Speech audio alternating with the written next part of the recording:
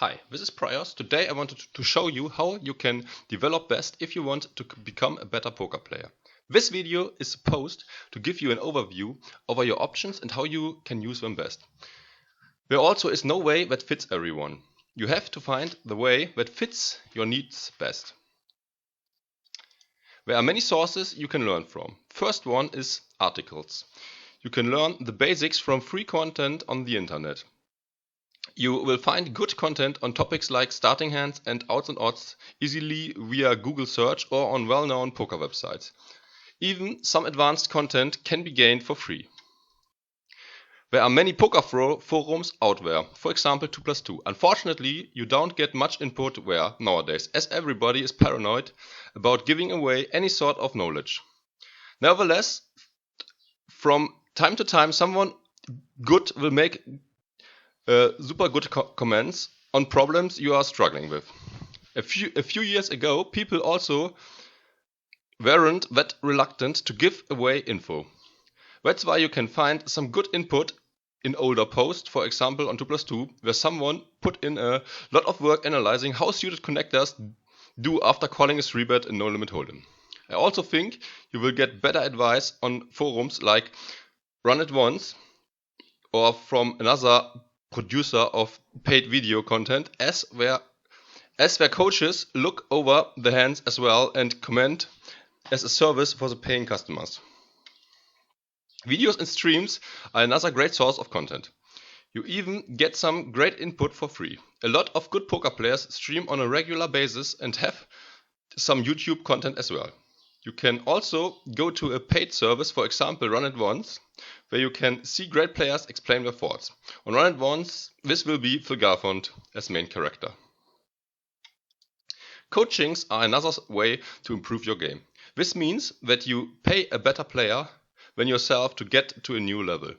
But be careful, in my opinion, there are a lot of mediocre coaches out there who will not give you much or any input. So choose your coach well if you want to get max value for your investment. Networking with other players is another way to learn. You can support each other, for example in learning groups, where you help your buddy with hands he's struggling in, and the other way around. Or you can discuss general topics and both of you will get a better understanding if you have a high-level conversation. Really important is that all people taking part and feel invested the same way.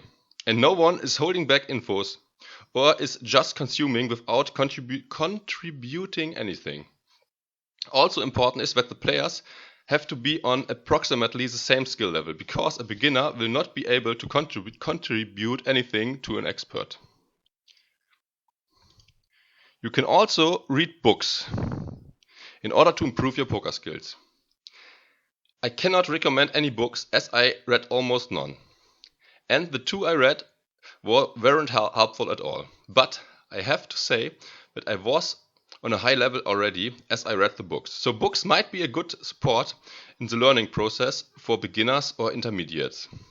There might also be some really high content books out there. I simply can't judge about that because I didn't read enough poker books. But to be honest, I'm really skeptical about it, because not many rational individuals will share great poker content in a book if that will help his competitors to catch up to him. The last point is doing your own analysis.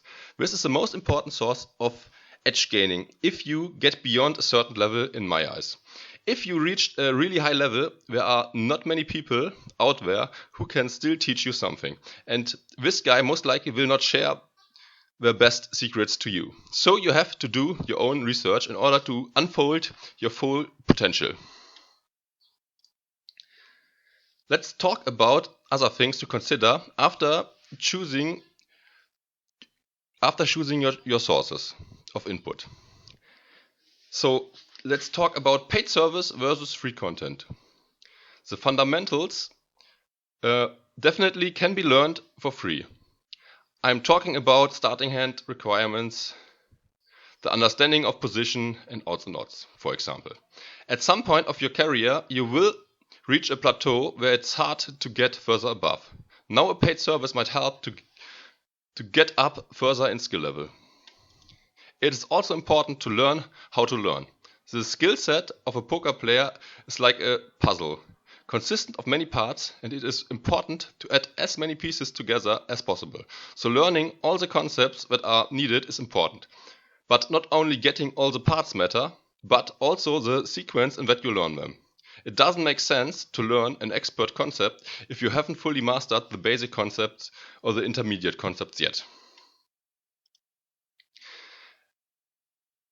Another really important point is getting an expert using the relevant software.